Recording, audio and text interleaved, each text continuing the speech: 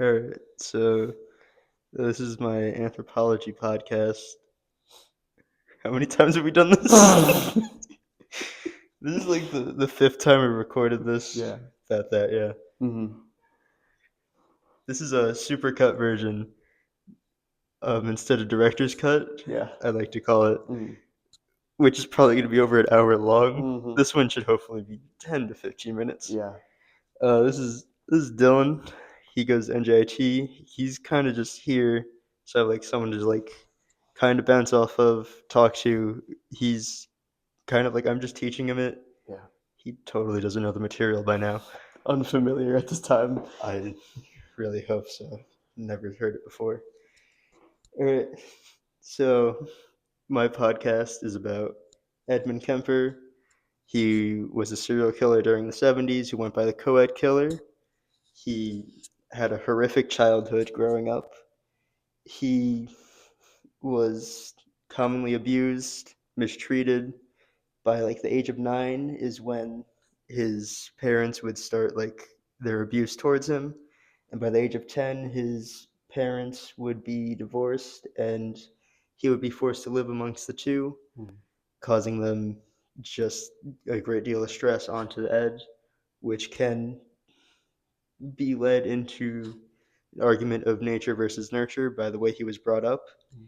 His mother was an extreme alcoholic who would lock Ed up in the basement to him avoid him talking to avoid him interacting with his two older sisters, which he grew up with at his mother's house. He would end up going to his father's some weekends, but his father would again want nothing to do with him, commonly just avoid him and try to just bring him back to his mother anytime he could. Around the age of like 10 to 11 is when Ed started discovering his like joy of like power and like mistreatment of others by um, stringing up his sisters like dolls and dismembering their bodies and just ejaculating onto them for his sisters to find due to the joy it brought him of seeing just a sadistic act, which can be linked to the dark tetrad, which we'll talk about in a second. Um, Around like the age of 11 is when Ed Kemper would do his first act of killing with a family cat of theirs. He would bury it alive under his mother's window in like her flower like bed area, and he would have it like kind of looking up towards his mother, which he made more sense of in like later on interviews when he talked about how his mother always like craved some sort of power over everyone, and he would give that power by having a creature look up to her even though it's dead. Um, he would commonly play just a game with his sisters called Gas Chamber. It would involve his sisters having to tie him up, blindfold him while he enacted what the pain of a gas chamber would feel like onto himself by like seizing and just by trying to just show pain that he felt enjoyment from. Around the age of 13, Kemper killed his second family cat, this time by knife and mutilation. And by the age of 15, Kemper's mother had enough of him and would send him away to his grandparents' house, which they lived on a farm. And that's where Kemper would be just doing farm work, tending to animals, gardening, and attending to like just crops. His grandparents were his grandfather was more like accepting of him as like a person instead of just like being a monster that his mother saw him as. And his grandmother absolutely despised him, completely like no, didn't like want anything to do with him, would constantly like emasculate him, and just said he would have been better just been born a girl, not been alive, and just been out of the picture entirely. um Kemper's grandfather, who had like a better connection with him, would buy his grandson a rifle for like hunting needs, Kemper would use the rifle to hunt small prey instead of like deer and buck, bears. I don't know what you hunt. I know I am a country boy, but I don't hunt. Mm-hmm. He's a country boy too. Sure I am. Um, his grandmother would take away the rifle from him due to the killing of small animals, which he didn't appreciate. She would hide it away in the house somewhere. And then about like a month of living inside, like living without the rifle, living without having to like kill something, brought him like frustration with his grandmother. So then one day he felt the need to act on that frustration after getting into an argument with her, where again he was emasculated by her and just felt horrible. He would find the rifle that she hid from him and then proceed to shoot her in the kitchen of the house they were in while her husband was away. His grandfather was out getting groceries. He would like kind of hide the body, like where like he can get it ready to hide like properly later. While he waited for his grandfather to get home, which he would shoot outside of the house in a sense of remorse towards like his grandfather not wanting him to see his wife's dead body, which is interesting in a case like this because most serial killers don't have a sense of empathy or remorse like this. It was just an interesting case to see until like later on in his life when it kind of was obvious that he maybe was just trying to act normal with his grandfather, like how he was like treated well by him and just wanted to be respected. Yeah, I found that empathy that he had towards his grandfather almost very interesting because it's not typical in any of the stories I've heard. The Kemper would then hide the bodies and go to his mother to like would call his mother, asking him what like asking her what to do, what if like he should contact anyone, and she would tell him to go to the police and tell them what happened, which he would do, and that would end up with him being sent to a psychiatric hospital for mental care, which is when he would be tested and found out he had paranoid schizophrenia, which also was discovered that he had an extremely high IQ of 145, which is common in most serial killers.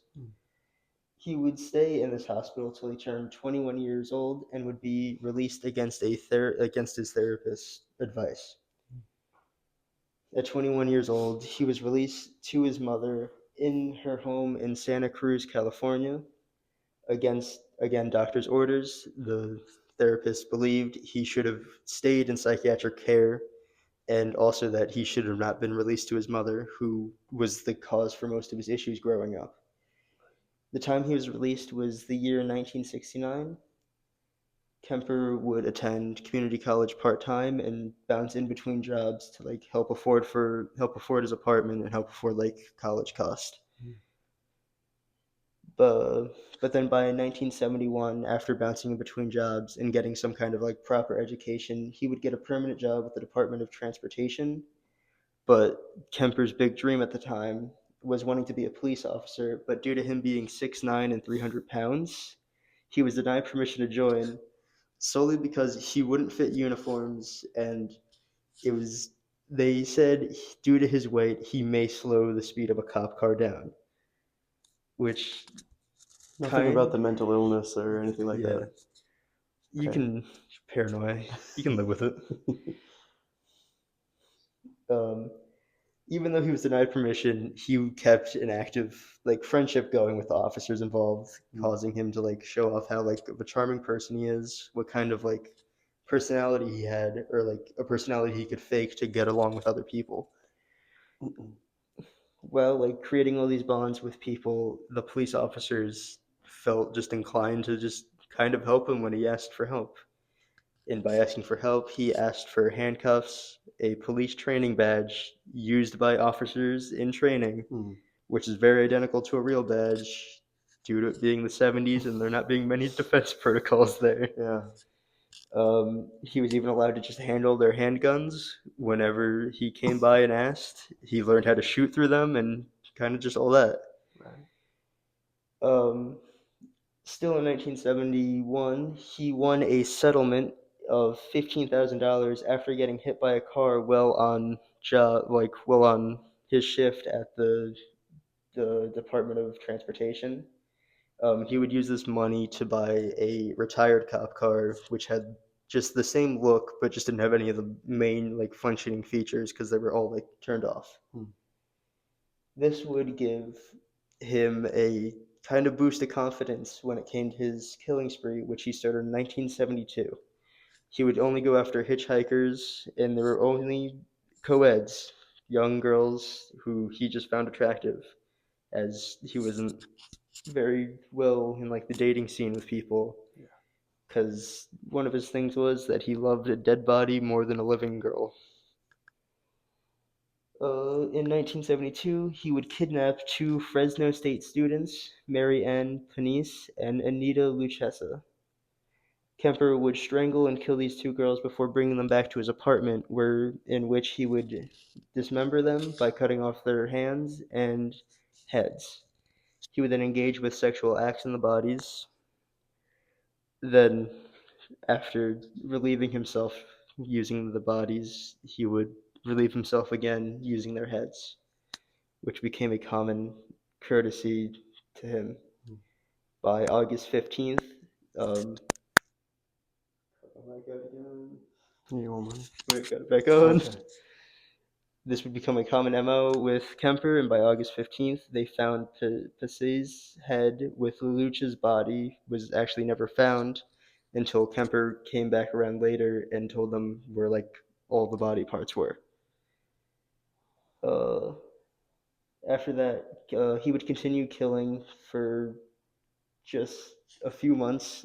It was mostly he would kill maybe every few like months, because his next killing would be September 14th, 1972, where he would kill a 15-year-old girl named Aiko Ku, who was hitchhiking who was hitchhiking because the bus to get to her dance class was delayed in traffic, so she needed to get there quick.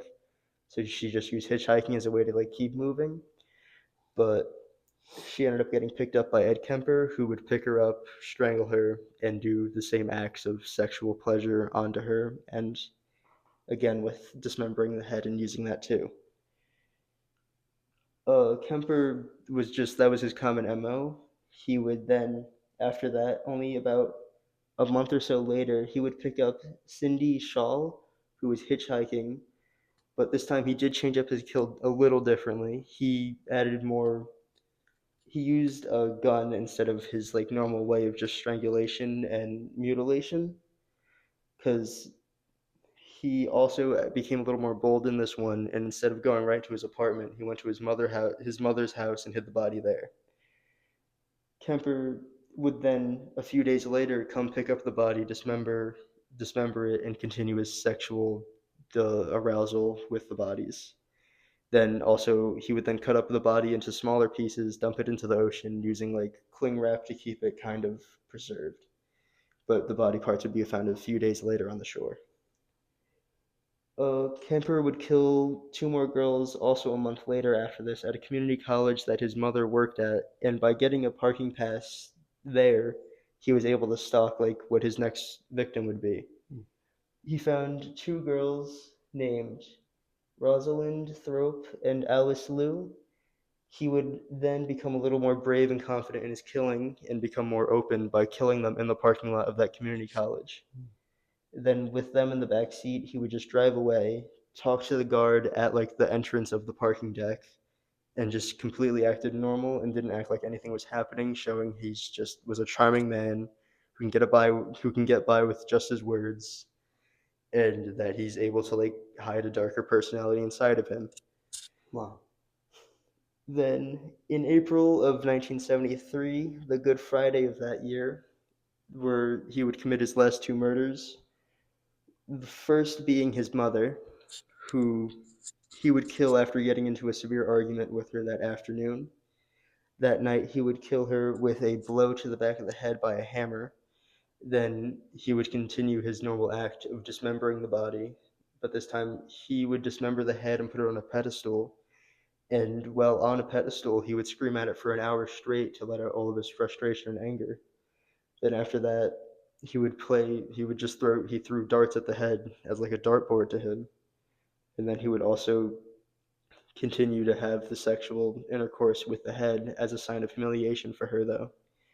And this time, he also cut out her vocal cords and put them down the garbage disposal because he hated the way her voice sounded to him when he was growing up, causing him to just have hatred towards her. And he would also cut off her hands, getting away, like just taking away her power that he had over him when he was growing up. Then he would hide the body, and later on that night, he would call in his mother's friend to, well, now like being more calm and relaxed, he would call her in, strangle her, and decapitate her head and hide her in the closet of the house. Kemper then would drive away. Like a week later, April 23rd, he would go to Colorado. He didn't see any news about him being like reported or anything, or like any of the news about his mother being dead. So he would call in the police station telling them that he committed the crimes and that he would like to be sent to the police station and processed. No one believed him because they thought of him as just a great man who couldn't do anything wrong. And then he kept telling them about like all the things he did, like where the specific parts of like everything was, how it all happened. They still wouldn't believe him, but like due to going by the law, you still have to bring someone in with like that kind of threat.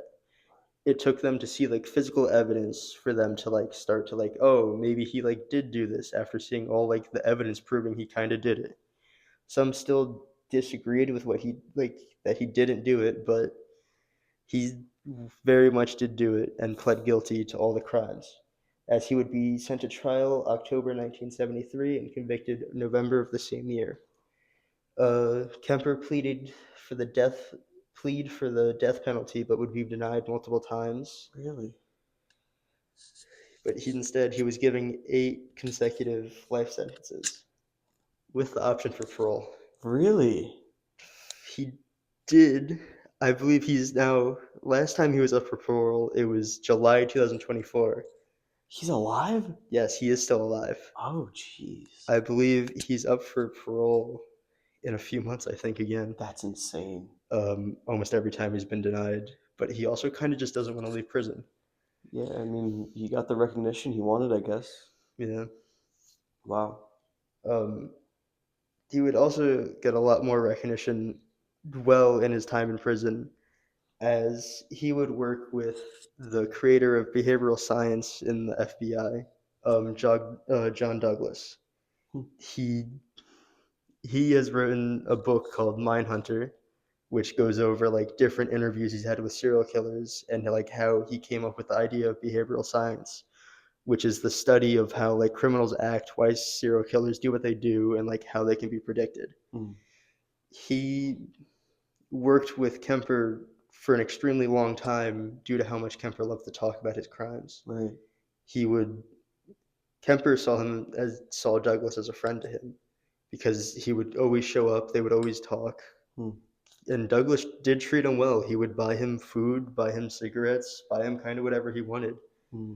as like a sense of like getting to know each other. It created a kind of a special bond between the two, as Kemper has stated him to being his friend.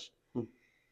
Um, Kemper would or Douglas would use all of Kemper's words into creating a system in which of like understanding how a serial killer works, like impulsiveness, like how they would decide on victims, what MO is, like what kind of rituals they had with each kill. So Kemper is kind of one of the main reasons for the creation of one of the most important parts of the FBI system, which is behavioral analyst. Hmm. And it's kind of what I want to do, so it's cool. Interesting how he's kind of textbook by definition, yet he's still sort of different from some of the serial killers we hear about. It's interesting. When you look at his childhood, you can see that he was more like nurtured into becoming what he was. He was never treated fairly. Right. It couldn't have been just by nature because of how like horribly he was like taught everything. Right. He was beaten into like submission to what he had to do. So his him becoming a serial killer was kind of just a natural thing for him after never experiencing love and just never getting the proper care he needed as a kid and this proper support that could have helped him growing up. It's pretty scary. He like had reasons for what he did. I mean, despite how horrible everything was, he had some kind of justification in his mind. Interesting to me. That's kind of how most serial killers are in life. Yeah. All of it could have been prevented at a young age because there's like signs that help develop how they become later on in life. Of course. And a lot of it is due to just how their parents treated them and how they never got the proper care they needed growing up. Yeah. It's kind of just a sad fact we have to live with now. Yeah. So that's kind of just what my podcast is about. This is the super short version, which is apparently still 20 minutes. We can cut it down. It's all right. There's a director's cut too, which is probably going to be over an hour. Follow me on TikTok, on Instagram. This is available on audible.com. Free if you use code Thomas. Thanks. Gotta plug my code more often. Yeah, you really gotta start advertising that. Yeah, I don't advertise enough.